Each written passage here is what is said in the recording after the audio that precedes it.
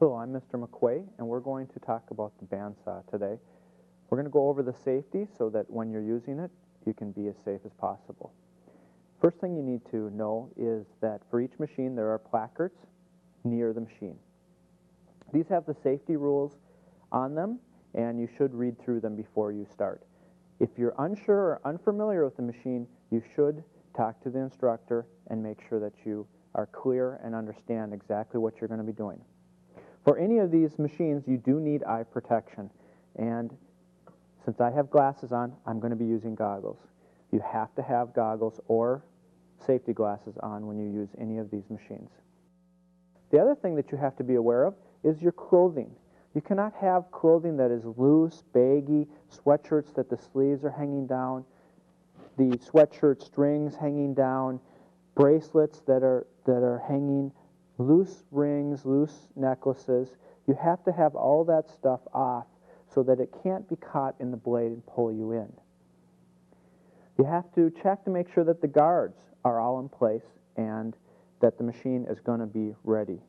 This one has one guard right by the blade, and it is secure and in place. This is called a bandsaw because the blade is actually one continuous band and goes all the way around in a circle and cuts on its downstroke. So when this is turned on, the blade just spins and cuts your piece of wood as it turns. There's no reason that you should have to open up or adjust the blade itself, but you will need to adjust the blade guide stop. If you're cutting a piece of wood such as this with your pattern on it, you need to adjust the blade so that it is 1/8 of an inch from your work. The blade guide is 1/8 inch from your work. There is a knob on the back side of the bandsaw that you loosen, and you can raise or lower the bandsaw guide stop. You can see if it was adjusted this high, we have so much blade exposed that it is much more dangerous. So you want to have that right by your work, 1/8, which is about the size of a pencil lead. Once I have that done, I am ready to cut. A couple more things that you need to be aware of is that the 2-inch rule applies to all the machines in the wood lab. You cannot have your hand or fingers or anything closer than 2 inches to the blade. On this machine, it is marked with red, so you do not want to go inside of that with your fingers. If you have material that comes off of your wood and sits in that area and you need to take that away, you can use a safety stick or a push stick and push that out of the way so that you can clear the table. The next thing you need to know is how to turn the machine on. All the machines will have a similar button arrangement where you have a start, stop, and emergency stop. You should know that when you press the emergency stop, to reset it, you twist it and it will pop out. You also need to know that when you press the emergency stop or the stop, the bandsaw does not stop immediately. The motor does turn off, but the blades do continue to turn for a few seconds. We'll demonstrate that right now. The bandsaw is turned on. I hit the emergency stop. The blade continues to turn and spin, and there it just stopped. You cannot walk away from the bandsaw until the blade completely stops. Even if there are people in line, you need to turn the machine off, wait till it stops to allow the next person to use it. In most of the labs that you'll be working, there will also be marks on the floor designating the safe area. You, as the operator of the machine, are the only person allowed in that safe area. Everyone else has to remain outside of the marks. That gives you enough room to work and not have to worry about someone bumping you and making you make a mistake. Now I'm going to show you how to make some cuts. And what you should be aware of is that on something like this, these curves, the bandsaw can cut curves. but we need to make some relief cuts and where we're going to make them. And a relief cut is just a place for the blade to give it some room. And what we're going to do is mark where we think the blade will pinch on a curve or an angle when we're cutting. So I'm going to make a relief cut here, here, here, and here.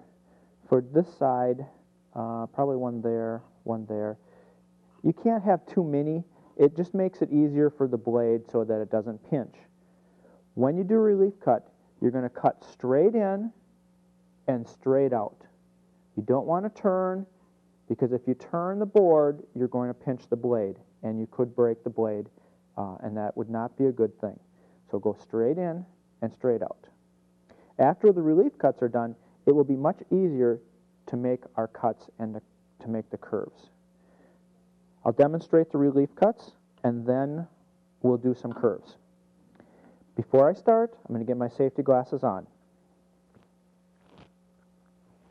You have to be wearing your safety glasses. Okay, I'm going to stand in front, check the guide one more time, turn the machine on. My hands are 2 inches away, and I'm going to go straight in, straight out. Don't worry if you get off of your line on the relief cut. That's okay. Stop when you get to the spot where your actual pattern is. I'll do a couple more. This is just to give you the idea, and then we'll do some curves. Okay. I'm going to shut the machine off for a second. Let it stop. When we do a curve, we're going to come in and curve around, and this piece will fall off. Don't worry about that. That's okay. The wood will push it out of the way. Don't reach in to move that scrap that fell off. Just leave it alone. It will be fine. Now, when you're doing a curve, you actually have to push and turn.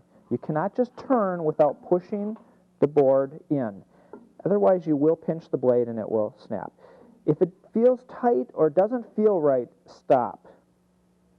When you're doing a curve, you cannot just pull the board back if you make a mistake. If you make a mistake, shut the machine off, wait till it stops, then pull it back.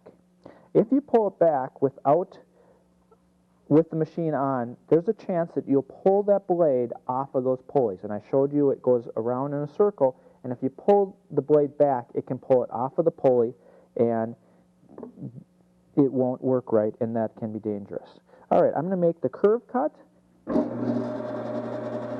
My fingers are at least 2 inches away. I'm going to push and turn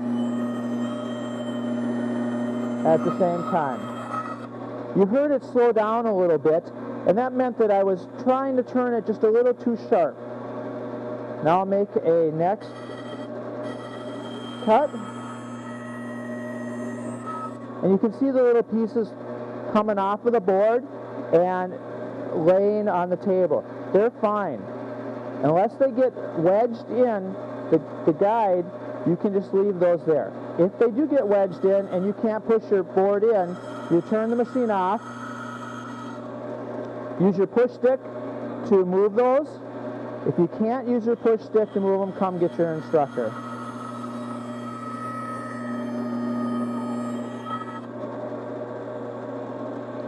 And we just keep working